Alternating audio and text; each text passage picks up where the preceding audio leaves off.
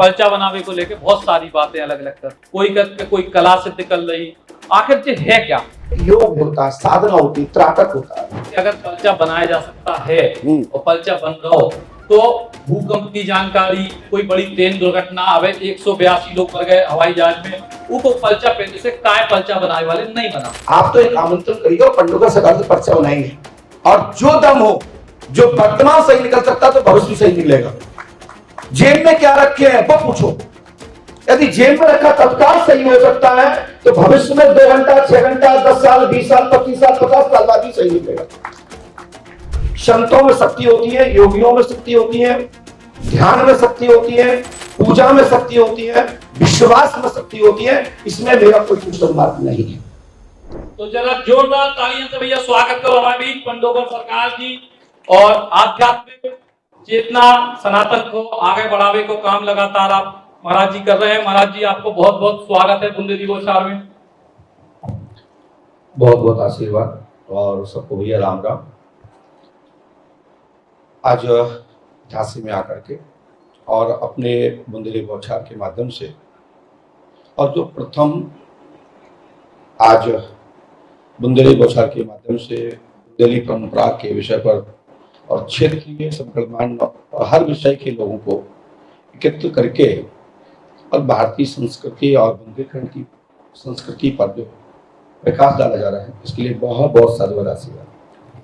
महाराज जी, आप क्योंकि क्षेत्र जो आपको भी है पंडोकर धाम, वो भी जो है बुंदेलखंड की भूमि है, और जी प्रकार से सनातन को लेके या धार्मिक चीजों को लेके धाम पे गतिविधियां लगातार बढ़ रही हैं, बहुत बड़ी संख्या में लोग आ रहे हैं। तो फिलहाल आज के दौर में सनातन संस्कृति को लेके जी प्रकार की चीजें चल रही हैं, ऊपर आपको का विषय ई प्रकार से आपको किस प्रकार वर्तमान में सतयुग और त्रेता का दर्शन हो रहा है। हमारे श्री राघवेंद्र सरकार श्री अयोध्यानाथ 22 जनवरी 2024 में जब अयोध्या में विराजमान हुए तो चारों दिशाओं में, यहाँ तक कि 35 दिशा में इस समय राम राज्य की लहर है। हर तरफ सनातन की चर्चा है, हिंदुत्व की चर्चा है, संस्कृति की चर्चा है, परंपरा की चर्चा है। हम यही कहेंगे कि इस समय सतयुग का दर्शन हो रहा है। सतयुग का दर्शन हो रहा है, लेकिन सतयुग के दर्शन के समय में हर व्यक्ति को बहुत जल्दी है, भगवान से भी बहुत जल्दी पाने की जल्दी है। एक घंटी बजाओ, 10 को नोट डालो, तत्काल लाभ चाहने। तो ऐसी स्थिति में भगवान से भी जब लोगों को जल्दी है, तो ऐसी स्थिति में धर्म के प्रति लोग कैसे अड़िग रहे और कैसे धर्म को लंबे समय तक, जो हाल लगाओ हाल फायदा की बजाय लंबे समय तक धर्म पे कैसे टिके रहे। आपका बहुत ही सुंदर सचिन भैया जवाब प्रश्न है। हमारे कोई भी योग रहा हो, चाहे वो सतयुग रहा हो, त्रेता रहा हो, द्वापर रहा हो या कली वर्तमान जो चल रहा है, देवताओं ने, ऋषियों ने, महर्षियों ने, योगियों ने, देवताओं ने, सबने समय की को समझा और समय का इंतजार किया। और समय बलवान होता है, समय आने पर ही हर संभव होता है, इसलिए समय का इंतजार करना चाहिए और अपने कार्य में लगे रहना चाहिए संकल्पित रूप से। तो भगवत कृपा, ईश्वर का दर्शन, आपकी अभिलाषा पूर्ण होती है। भूत भविष्य वर्तमान को लेकर जो लोगों की जो इच्छाएं रहती हैं, जानने की बात करते हैं, क्योंकि बुंदेलखंड में या यूं कहे मध्य प्रदेश में सबसे पहले पर्चा आप ही के धाम से बनना शुरू है, पंडोकर धाम से। तो पर्चा बनावे को लेकर बहुत सारे लोग नकारात्मक टिप्पणी कर, पर्चा बनावे को लेकर लोग करके भैया इनको सब पतो है या इनको पतो है तो इसे हम आपका भलो है। तो जो पर्चा बनावे की जो सिलसिला आपके धाम से शुरू भाव, तो इसके पीछे जो लोगन के जो सवाल हैं कि आखिर जैसे कोई ने पर्चा बना दो, अब जो पर्चा बन के हमें तो अपना वर्तमान आपने बता दो कि आपके संगे जोड़ो, लेकिन इसे हम भलो का भाव। ये भी बहुत प्रेरणादायक प्रश्न है। बाबा गोस्वामी जी को रामचरितमानस 1600 80 के आसपास जो गोस्वामी जी का इतिहास मिलता है, आज वो रामचरितमानस से लोगों को भला हो रहा है। उसी प्रकार जब योगी संत या इस विधा के जानकार जो भी हैं, जिनके पास दूरगामी दृष्टि है, सोच है, तो जब कोई उस प्रकाश में आता है तो उसका भला होता ही है। परंतु आप प्रकाश में ही जा रहे हैं, प्रकाश के उजिले में ही बैठे हैं, ये इस पर निर्भर रखता है कि आप प्रकाश में गए या अंधेरे में गए। तो इसके लिए आपके पास समझने की क्षमता होना चाहिए। आपकी बुद्धि, आपकी आंखें, आपका ज्ञान, आपका विज्ञान, आपकी पढ़ाई महसूस कर लेती है कि हम सही जगह बैठे या नहीं।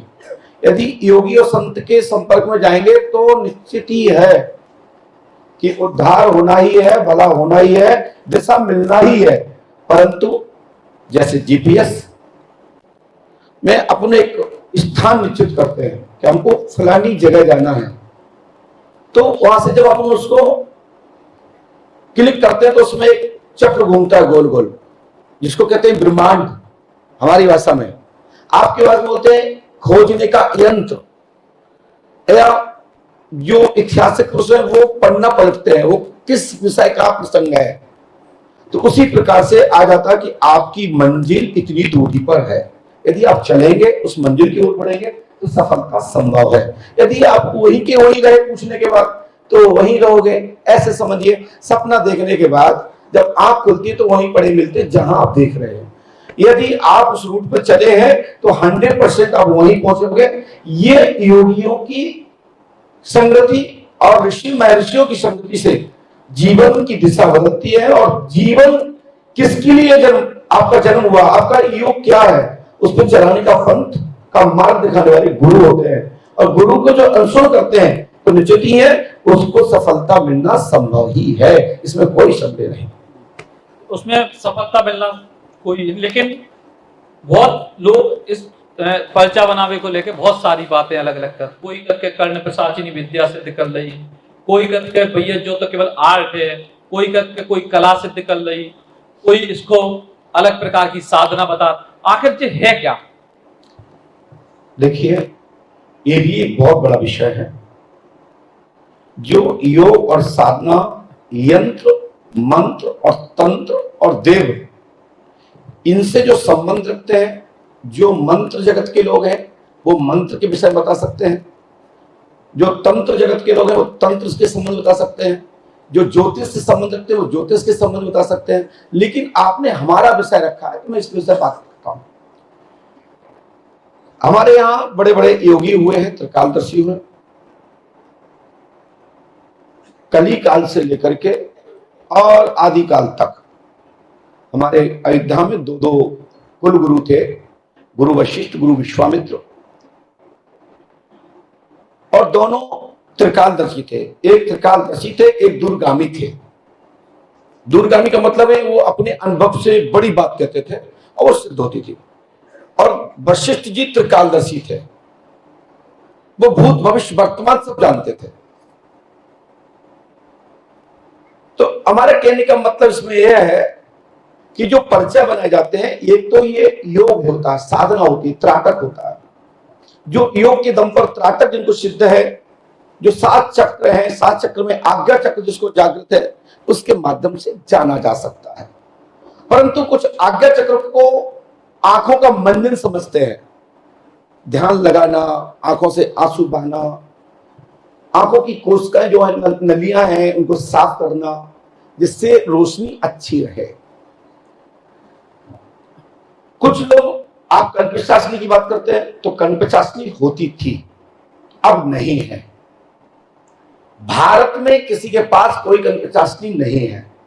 हाँ, झूठे कान लगा के कोई कहे हाँ बाबा इसकी आज्ञा करो, इसकी क्या समस्या है, हाँ बताइए बताइए, जी जी मैं सुन रहा हूं। देखिए, ये जैसे जादूगर गुमराह करता है, ऐसे कुछ लोग गुमराह करते हैं। इस प्रकार की कोई भी विद्या कान में बताने वाली नहीं होती है। प्रेजेंट में पूरे भारत में नहीं, पूरे विश्व को मैं इस विधा के जानकार जो अपने आप को मानते हैं, मैं आपकी मंच के माध्यम से खुला चैलेंज और आमंत्रण करता हूं, जब चाहे तब किसी को कोई भी कान में शक्ति बात नहीं करती। योग बल से बताया जा सकता है।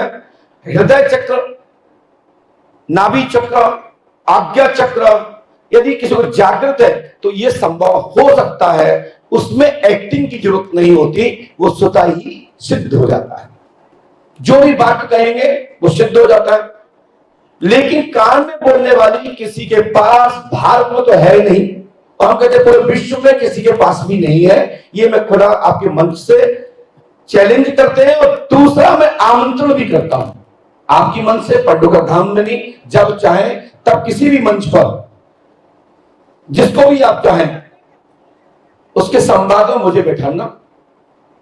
दूध का दूध और पानी का पानी हो जाएगा। दूसरा, संतों में शक्ति होती है, योगियों में शक्ति होती है, ध्यान में शक्ति होती है, पूजा में शक्ति होती है, विश्वास में शक्ति होती है। इसमें मेरा कोई क्वेश्चन मार्क नहीं है।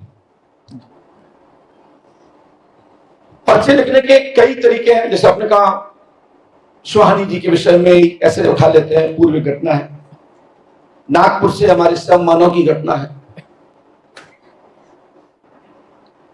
जानकारी कोई पूछ रहा है तो बताने में दिक्कत क्या है? चाहे वो पंडोकर सरकार से पूछे या विश्व में किसी से पूछे, यदि आप उस विषय के जानकार हैं।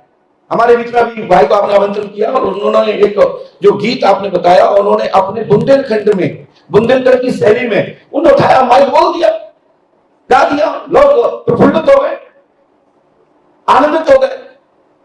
यदि आप उस चीज के विषय के जानकार हैं, चाहे वो पंडोकर सरकार हो, चाहे दुनिया का कोई भी हो, तो आप अपने विषय के जानकार हैं और उस विषय में कोई बात करता है तो उसमें पीछे हटने की जरूरत नहीं है। काम होना ना होना अलग बात है, लेकिन अपने विषय की बात रखने में और बताने में कोई दिक्कत नहीं होना चाहिए, इतराज नहीं होना चाहिए। इसलिए पर्चा बनाना आज की दुनिया में योगियों संतों के पास एक परंपरा है, लेकिन हमने अपनी दृष्टि से आज तक कोई मुझे मिला नहीं, कोई भी नहीं मिला मुझे। मैं भारत में 35 वर्ष, यानी कि मैं 35 वर्ष से पूरे दुनिया में मैं जाता हूं। मुझे तो ना पर्चा बनाने वाला दिखा और ना बताने वाला दिखा। सुनते जरूर है, सोशल मीडिया का जमाना, 21वीं सदी है, विज्ञान का युग है। हमारी दाएं बाएं कई लोग सुनते हैं पर्चा बना रहे हैं, लेकिन हमने देखा नहीं। इस पर हम टिका टिप्पणी कर नहीं सकते। लेकिन पर्चा बनाया जा सकता है, शक्ति के दम पर, ज्ञान के दम पर, योग की दम पर, और बेवकूफ बना करके भी बनाया जा सकता है। क्योंकि हमारे बड़े बड़े जादूगर आते हैं सर, हम तो बचपन से देखते आए। गली गली मजमा होता था, हमारे गांव में आते थे, डमरू बजाते। एक दिन पहले वो गणमान्य लोगों को आमंत्रित करते थे, सुबह डमरू बजाते थे और सुबह वो बढ़िया बढ़िया बोतलें, बड़ी बड़ी घर की अंदर की साड़ियां, अंदर के बर्तन मैदान में निकाल देते थे। और लोग कहते, जी तो मेरे घर की साड़ी है, ये तो मेरे घर का तसला है, ये तो मेरे घर की टंकी है, ये तो मेरे घर की टीवी है। भैया ये संभव हो सकता है? मैंने देखा नहीं। जादू मैंने देखा है, हाँ, क्षणिक मिली भगत से हो सकता है, लेकिन होता नहीं। इसका अर्थ है ब्लैक मैजिक, यानी ब्लैक मैजिक माने जादू नहीं, एक सेटिंग से खुश करने के लिए, आनंदित करने के लिए परीक्षित, यानी आपको परीक्षणार्थ बच्चों को तेज बनाने के लिए, बच्चों को हंसाने के लिए। गांव में जो माताएं बहनें रहती थी, वो कभी सर्कस देखने नहीं जाते तो गांव में आते थे, नाटक इत्यादि वो अपने यहां करते थे। तो वो होता नहीं है, वो मिली भगत से होता है। तो इसलिए मैंने जो देखा है मैं उस पर टिप्पणी कर सकता हूं, जिसको देखा नहीं उसके ऊपर कोई क्वेश्चन मार्क नहीं। लेकिन आलोचक एक सवाल लगाता है कि अगर पर्चा बनाया जा सकता है और पर्चा बन रहा हो, तो भूकंप की जानकारी और इसके अलावा सुनामी की जानकारी, या फिर भारत पे कोई विपत्ति आ रही हो उसकी जानकारी, या फिर कोई बड़ी ट्रेन दुर्घटना, अब 182 लोग मर गए हवाई जहाज में, उनको पर्चा पहले से काय पर्चा बनाने वाले नहीं बना। सचिन भैया जी, ये भी बहुत बड़ी बात है और हमारे यहाँ बड़ी परंपरा रही है सतयुग से लेकर त्रेता और द्वापर तक। योगियों को, कवियों को, दूरगामियों को, जानकारों को उनके पद, एक वहां की सत्ता, वहां का राज शासन वहां स्थापित करता था। समय समय अवसर पर मंत्री के रूप में, सचिव के रूप में, सलाहकार के रूप में उसको बुलाते थे, पूछते थे राज्य में ऐसा क्यों हो रहा है। आज हमसे पूछ कौन रहा है? किसने मुझसे पूछा? और यदि हम कुछ बता भी दें और कुछ घटना घट गई तो हमारा तो पूरा सब डूब जाएगा कि तुमने घटना कराई होगी अपनी बात सिद्ध करने के लिए। और फिर जो जो बड़ी बड़ी धाक मारते हैं कि मैं भारत में होने वाली घटनाओं में चांद पर क्या होने वाला है, ऊपर क्या होने वाला है, कोई मुझसे पूछे ऑफिशियल नहीं कि मैं पढ़ा लिखा नहीं हूं, घूसा नहीं। ये प्रश्न ऐसे लोगों से करना चाहिए। हम तो जो कहते हैं ऐसी अभी व्यवस्था नहीं है, क्योंकि हम लोग उस प्रति में नहीं है। इस समय हम लोग एक मंच साझा कर रहे हैं, एक समागम में बैठे हैं, हर प्रकार की वातावरण, हर प्रकार की सहेली, हर प्रकार की जो हमारे यहाँ बुंदेलखंड की परंपरा, उस पर चर्चा करने के लिए बैठे हैं। आप तो एक आमंत्रण करिए और पंडोगर सरकार से पर्चा बनाएंगे, और जो दम हो, जो वर्तमान सही निकल सकता तो भविष्य भी सही निकलेगा। जेब में क्या रखे हैं वो पूछो। यदि जेब में रखा तत्काल सही हो सकता है तो भविष्य में 2 घंटा, 6 घंटा, 10 साल, 20 साल, 25 साल, 50 साल बाद भी सही निकलेगा। लेकिन तुम डायरेक्ट कहो कि 2029 में आप ऐसा हो जाएगा, मैं नहीं मानूंगा। पहले तो ये बताओ हमारी बाइक जेब में क्या रखा है, सीधा हम नहीं निकालेंगे, आप निकालो। और ये यहां से प्रारंभ पंडोगर का दरबार करेगा, और नहीं तो इस पर कानून को शिकंजा कसना चाहिए। ये 21वीं सदी है, विज्ञान का योग है। संत महात्माओं को, योगियों को मत लजाओ। ये भारतीय सनातन भूमि है, ऋषि परंपरा का देश है। आज यदि कोई भी मैजिक करने वाला, कोई भी जादू दिखाने वाला, कोई भी किसी भी तरीके से इस प्रकार की कपोलकल्पित घटना शोर से अत्य भी आप मत मानेगा। सभी लोग ऐसे नहीं हैं। हम भी भोपाल में रहते हैं, झांसी में निवास है, तथाकथित कुछ लोग हैं जो चंद स्वार्थ में लोगों को अंधेरे में ढकेल रहे हैं। वो अपने संसाधन के माध्यम से पॉपुलर करते हैं। हमारे बीच में निर्मल बाबा जैसे लोग आए, 250 चैनल अंग्रेजी, स्वदेशी सब मिलाकर के एक साथ टीवी पे चलते थे। जो घंटे में खोल लो निर्मल बाबा मिलते थे, पर्स खोल लो, समोसा खा लो, हरी चटनी वाले, हरी चटनी, काली चटनी, पीली चटनी, जो भी भगवान की कितने प्रकार की होती है, मीठी खट्टी। लेकिन आज वो गए कहां? लेकिन उनकी तो मोटी जेब हो गई ना, भाड़ में जाओ, टैक्स वाला आगे बैठे करे, अब काऊ की कृपा खुली ना खुली, उनकी तो खुल गई। और ऐसी अवस्था में बहुत सारे लोगों को देखा। मैं पढ़ा वाला ही कम हूं, लेकिन बहुत कुछ पढ़ा समझता हूं मैं अपने आप। इतने लोग बैठे हैं, हमारे बड़े भाई, हमारे बड़े बुजुर्ग, हमारे युवा साथी, हम हमारी उम्र के लोग बैठे। हम इनको अंधेरे में नहीं डाल सकते। यदि कोई चीज है तो कभी भी दिखाई जा सकती है, और उसका नेटवर्क 24 घंटा रहता है। जिस लाइन का अध्ययन नहीं है वो कहे मैं जानकार तो हूं लेकिन आज नहीं पढ़ सकते, तो तुम पढ़ नहीं सकते हो, तुम पढ़ के सुनाते हो। यानी रटन तोता भी नहीं हो, आप पढ़ के सुनाते हो, तो भैया हम उसको नहीं पूछ सकते, उनको नहीं मान सकते। यदि आप पे कोई ज्ञान है तो आप कहीं भी, किसी भी समय, किसी भी क्षण, हम तो कहते हैं चलो आज ही देखना हो, तो हम तो तैयारी से आए हैं। कार्यक्रम के बाद 1 घंटे का दरबार कर लो, दूध का दूध, पानी का पानी हो जाएगा। हम तो लेके ही आए। हम घर से जब चलते हैं पहले अपनी तलवार पहले हाथ में लेते हैं, जिससे हमारी पहचान है। कलाकार, विद्वान, योगी, ऋषि, महर्षि, योग को समय को इंतजार करता है, लेकिन स्थिति भी जब समझता है। अभी स्थिति वो नहीं है, लेकिन वो एक बन सकती है। क्या दे गाँव, एक कटोरी में जल छिड़को, करो, हनुमान जी की फोटो लगाओ, दरवाजा। कोई ऐसी बात नहीं है। तो पर्चा बनाए जा सकते हैं, पर्चा बनते हैं, कैसे बनते हैं ये हमने देखा नहीं, और जिस दिन देख लेंगे उस दिन चाहे वो दुनिया का कोई व्यक्ति हो, मैं उसी दिन उतार दूंगा, भूत किसी का नहीं रहने दूंगा।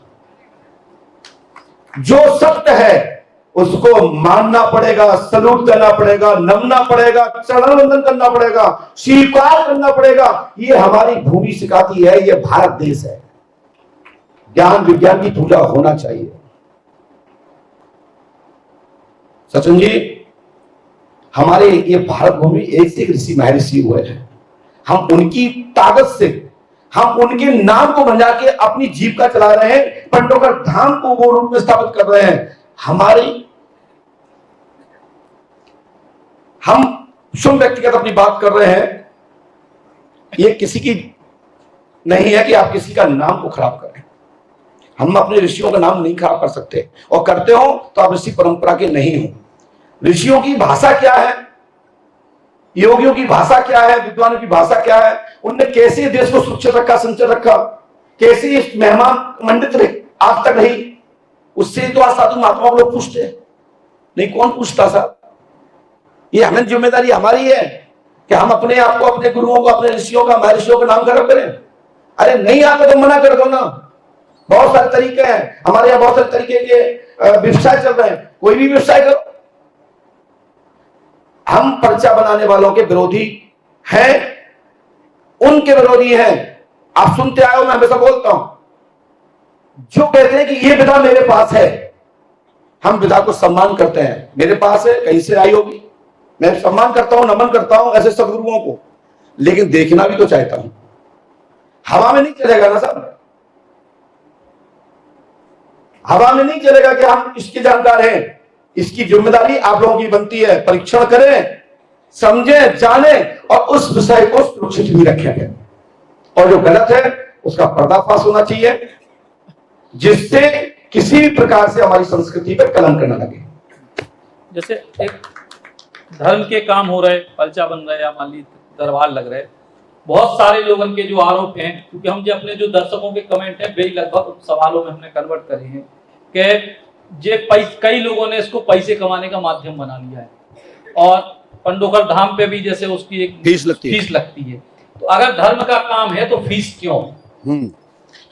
देखिए, पंडोकर धाम में अर्जी लगती है। कभी आप मेहदीपुर गए? नहीं गए, और जो जाते हैं वो जानते हैं। फीस का मतलब है, पहले तो फीस नहीं लगती है, वहां लगती है आपसे दक्षिणा, और आपसे अपील की जाती है कि जो पंडोकर धाम तीर्थ निर्माण जो चल रहा है उसमें अर्थ बिगर कोई भी व्यवस्था नहीं बन सकती है। उसके लिए एक मिलने का साधन, धक्का पलेट से बचना, लोगों को लगना कि हमारा टोकन कटा है तो मुलाकात निश्चित है, ये रास्ता है, एक व्यवस्था है। और दूसरा, बगैर अर्थ के कोई भी व्यवस्था नहीं बनती है। आज भी आप यहां बैठे हैं तो ये भी बगैर अर्थ के व्यवस्था व्यवस्थित नहीं हुई है। यहां चाहे वो आपने दिया हो, चाहे आपके सामने वाले ने दिया हो, चाहे वो आपके प्रभाव में प्राप्त हुआ हो, कोई ना कोई इस व्यवस्था का अर्थव्यवस्था कर रहा है, तभी ये सब संचालित हो रहा है। तो इसलिए अर्थ लगना बुरा नहीं है, दान लेना बुरा नहीं है, लेकिन दान लग कहां रहा है? एफडी बनवाई जा रही है, लुटाया जा रहा है, एजेंसियों में दिया जा रहा है, विवाह के नाम पे, कन्याओं के नाम पे, स्वास्थ्य के नाम पर, भैंसों के नाम पर, गाय के नाम पर, यज्ञ के नाम पर। कहां हो रहा है?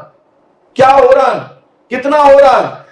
आप लिमिट में और सही तरीके से लें और उसका विस्तार दिखे तो दान देने में कोई पीछे नहीं है। दान के लिए तो अपील करनी पड़ती है और दान लेना भी चाहिए। हमारा ये धर्म है, विद्या पढ़ना, विद्या पढ़ाना, यज्ञ करना, यज्ञ कराना, दान देना, दान लेना, ये हमारे 6 कर्म है। लेकिन वो लगाया कहां जा रहा है? शिष्य किसको बनाया जा रहा है? वो धनराशि जा कहां रही है? इस पर कुछ अनुमान बनता है, ना कि दान लेने पर। दान लेने की परंपरा है, हमारे शास्त्र पुराण ये आवाज देते हैं।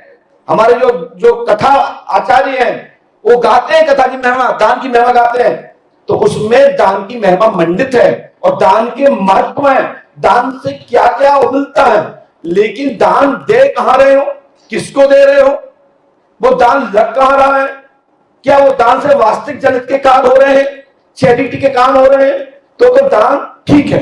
यदि चैरिटी के काम नहीं हो रहे हैं, समाज सुधार काम नहीं हो रहे और अच्छी जगह उसका उपयोग नहीं किया जा रहा, तो वो दान नहीं, वो बर्बादी है आपकी दी हुई राशि की, और उस पर क्वेश्चन मार्क खड़ा होना चाहिए, चाहे फिर वो पंडों का सरकार हो चाहे कोई हो। लेकिन धार्मिक क्षेत्रों में दान की अपन ने बात करी, लेकिन जैसे वीआईपी कल्चर की बात करें तो धार्मिक क्षेत्रों में वीआईपी कल्चर की बड़ी बात है। आम आदमी और हर धर्म के, हम कोई धर्म विशेष की बात नहीं कर रहे, और जैसे हम तो धर्म से हम भी अपने धर्म में बोलियों को विरोध करके जी आदमी ने लाख रुपया दे दे उनको आगे भगवान को अभिषेक करने को मौका मिलेगा, हमें नहीं मिले। तो धर्म के क्षेत्र में वीआईपी कल्चर आवश्यक है, या इस पर कम से कम इतना कंट्रोल हो कि आम आदमी भी बगल की लाइन में लगा है तो भगवान तक पहुंचे? ये भी बहुत अच्छा क्वेश्चन है। राजतंत्र का योग है, कुछ व्यवस्थाओं को समझना पड़ता है, कुछ व्यवस्थाओं के अंदर रह के भी काम करना पड़ता है, क्योंकि आज की वो राजनीति नहीं है जो लोग पहले समझते थे। हम जिसका साथ नहीं देंगे, जिसके पक्ष में थोड़ा भी नहीं बोलेंगे, तो वही जो गंदी राजनीति है उसका प्रदूषण फैलना चालू हो जाता है। इसलिए कभी कभी ऐसे लोगों को साथ देना पड़ता है, सहयोग करना पड़ता है। और वास्तविक जो देखा जाए, हमारे पिता तुल्य दादा तुल्य बैठे हैं दादाजी, सत्य यह है कि विग्रह को स्पर्श नहीं करना चाहिए। विग्रह को स्पर्श करेंगे तो तेज चला जाएगा, मूर्ति एक मूर्ति रह जाएगी, एक स्टैच्यू रह जाएगा, एक चिन्ह रह जाएगा, वहां से भगवान की शक्ति जो भी है, जो उसमें अंश है, जो देव अंश है, जो परमात्मा की कृपा है, वो शक्ति क्षीण होने लगती है। क्यों?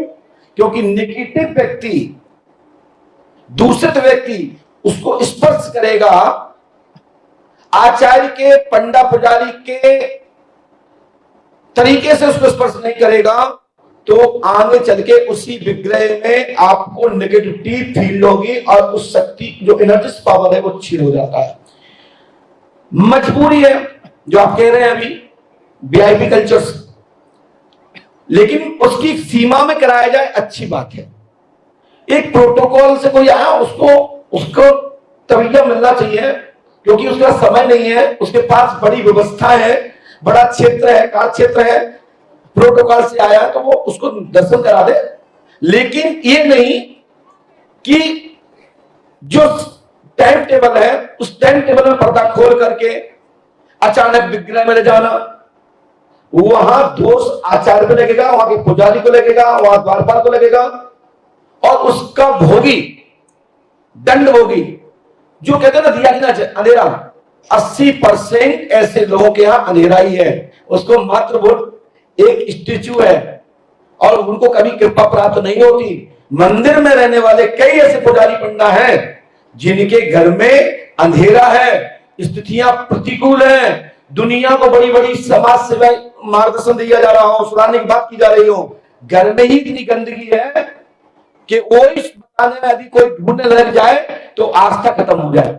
तो हमारा कहने का मतलब है, इतनी भी चाटुकरता मत करना कि हम भगवान के टाइम टेबल से, आराम का टाइम, संध्या का टाइम में हम उस टाइम को तोड़ करके, उस सीमा को तोड़ करके हम उसमें प्रवेश कराते हैं चंद्र स्वार्थ में, तो नुकसान साधकों को, नुकसान साधकों को ही। लेकिन एक और सवाल ये है कि बहुत कई लोग कहते हैं कि हमारी 3 पीढ़ी से हमें सिद्धि है, आपको कब ये प्राप्त हुई, ये तो आप शायद आप ही को पता होगा। क्या सिद्धि की ट्रांसफर भी हो सकता है सिद्धि नीचे, कि हम चाहें, जैसे आप चाहें कि चलो आज सचिन से प्रसन्न हो गए, सचिन को तो सिद्धि दे दो, ऐसी सिद्धि की ट्रांसफर की कोई व्यवस्था है क्या? बिल्कुल है। आपके पास मोबाइल है, आपके मोबाइल रिचार्ज होता है, आपके पैसे पहुंचते हैं आपके मोबाइल में। यदि आपका गुरु पावरफुल है, शक्ति का धनी है, ऊर्जा का धनी है, तो ट्रांसफर कर सकता है, परंतु हर किसी को ट्रांसफर नहीं होता। उसके पास क्या डाटा लेने की क्षमता है। ऐसे भी बोल सकते हैं, क्या उसको उसके पास प्रॉपर्टी इतनी जगह है कि वो जो शक्ति दी जाएगी वहां बैठा सको, उसमें वहां तो लोड रख सको। जैसे हमारे यहाँ 4 ड्राइव होती है आपके कंप्यूटर में, ABCD, तो जो C ड्राइव होता है वो कभी डाटा खत्म नहीं होता, और क्रैप्ट हो जाने पर भी डाटा कवर हो जाता है। ठीक है, तो हमारा कहने का मतलब है कि वो पात्र कैसा है, क्या वो हमारी शक्ति को संभाल सकता है। एक आख्यान में मिलता है, हमारे गुरु द्रोणाचार्य जी का पुत्र था अश्वत्थामा, उसके पास ब्रह्मश्री अस्त्र उनके पिता ने अंतरक्षा के लिए धर्मार्थ जनित में दे दिया, लेकिन उन्हें यही वचन दिया कि बेटा हम आपको एक ऐसा अस्त्र शक्ति दे रहे हैं, ऐसा पावर्स दे रहे हैं जो तुम्हारी रक्षा करेगा और तुम्हारे समाज की करेगा और ये सब अखंड ब्रह्मांड की रक्षा करेगा। लेकिन जब इस अस्त्र का प्रयोग करना, ब्रह्मश्री अस्त्र का, जब तुम्हारे ऊपर तुम्हारे देश पर संकट हो, प्रजा त्राहि कर रही हो, वहां शक्ति का प्रयोग करना। उसको ऐन मौत हो गया, लेकिन ऐसी स्थिति कभी बनी नहीं। तो भगवान योगी श्री कृष्ण के पास पहुंचा, बोले प्रभु वासुदेव, और भगवान तो सब जानते हैं, परमात्मा है। उन्होंने कहा बताइए, अब तो थमा कैसे पधारे और क्या जिज्ञासा लेके आए, बताइए, आप हिचकिए मत। बोले हम चाहते प्रभु, मेरे पास मेरे पिता ने ब्रह्मश्री अस्त्र दिया है, हम चाहते कि आप रख लें और एक कृपा हो जाए कि आप अपना सुदर्शन चक्र मुझे दे दें। अरे बोले कोई बात नहीं, हमें ब्रह्मश्री अस्त्र नहीं चाहिए, आप ही रखो, ले जाओ, कोई बात नहीं। उन्हें चक्र सुदर्शन को आज्ञा की और वो अश्वत्थामा गिर पड़ा, वो घबरा के जमीन पे गिर पड़ा, चाहे हम गलती मान लगा कि मुझे नहीं चाहिए ब्रह्मश्री आपका सुदर्शन चक्र। बोले क्यों अश्वत्थामा? तो जो हमारी मैया ने कहा कि क्षमता पावर, आपकी क्षमता पावर क्या है? तो शक्ति ट्रांसफर हो सकती थी, होती है जब पात्र और उसका खाली प्रॉपर्टी की जगह प्राप्त हो जाए, निर्मल बुद्धि का व्यक्ति होगा, तो आपको वो विधा प्राप्त हो जाएगी। तो आप सब लोग ये ध्यान रखें कि मंत्र के आग्रस्त शक्तियां के रूप में देवंत है, और वो किसके आधीन है? हम आपके आधीन है। मंत्र सिद्ध करिए, आपको प्राप्ति हो जाएगी। लेकिन आप इतना तुम्हारा टैलेंट तो हो कि आप मंत्र को साधना कर लो। आप तो चाहते हो कि सचिन जी ने कहा, हमने तथास्तु, ऐसा नहीं होता। ऐसे 2 चीजें मिल सकती हैं, शॉर्टकट ट्रिक।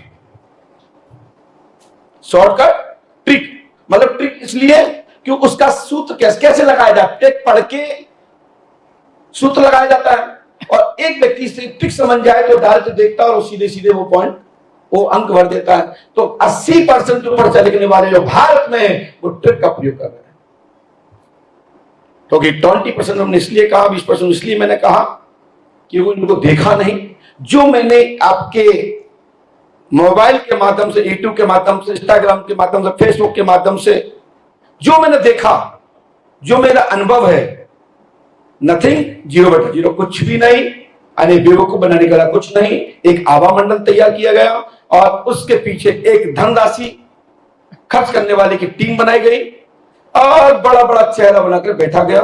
नथिंग, 0/0। मैं नहीं समझता हूं भारत में कोई पर्चा लिखता है। लेकिन अगर ऐसा है तो ये तो धर्म की अब उन्नति की बजाय में धर्म की हानि की ओर बात नहीं जा रही। ये जिम्मेदारी बनती है संतों की, ये जिम्मेदारी बनती है वरिष्ठ जो पढ़े लिखे लोग हैं, ज्ञानी हैं, इतिहासकार हैं, जानकार हैं, मुखिया हैं। पहले हमारे यहाँ कोई आता था तो मुखिया जाकर के प्रणाम करता था, उसके बाद तो प्रजा जाती थी, प्रजा जाके मुखिया से कहती थी कि हमारे गांव में एक योगी पधारे हैं, क्या उनको बनाए, उनको सानिध्य, उनको संरक्षण करना चाहिए। तो हमारे यहाँ पहले परंपरा ये थी कि संत को छोड़कर सभी के विषय में रिपोर्ट करें, लेकिन वो संत है तो उसके पहले आओ भाव, अंग, शरीर, वातावरण, बोलचाल, उसकी हुलिया आलाप देख करके उसका रात्रि रोकें, उसके बाद उसका भी परीक्षण करें। ज्ञान के माध्यम से, प्रवचन के माध्यम से, सत्संग के माध्यम से, क्वेश्चन के माध्यम से, जो आज हमसे आप पूछ रहे हो, आप पूछ पा रहे हैं तभी तो लोग मुझे सुन पा रहे हैं ना।